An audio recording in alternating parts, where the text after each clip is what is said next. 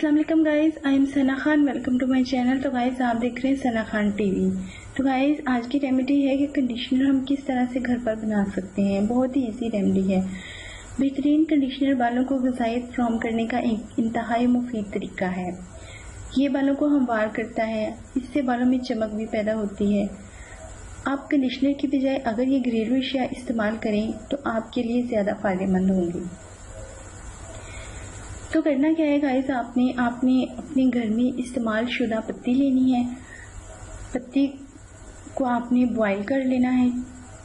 Boil करने के बाद छानना है और ठंडा होने पर शैम्पू करने के बाद इसे सर धोना है। इसी तरह आपने गाइस लेमन ले लेना है। लेमन का 1 मग पानी में 1 लेमन का रस मिलाएं। सर धोने के बाद इसे यूज़ करें। इसके बाद आपने गाइस कच्चा दूध लेकर सर धोने के बाद बालों में लगाना है।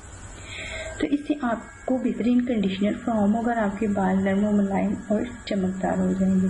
उम्मीद है कि ये वीडियो आपको हमारी पसंद आएगी। अगर ये वीडियो हमारी पसंद आई तो प्लीज़ इसको लाइक, शेयर, कमेंट, सब्सक्राइब कर दीजिएगा। अपना ख्याल रखिएगा। ओके, अल्लाह हाफिज़, बाय बाय।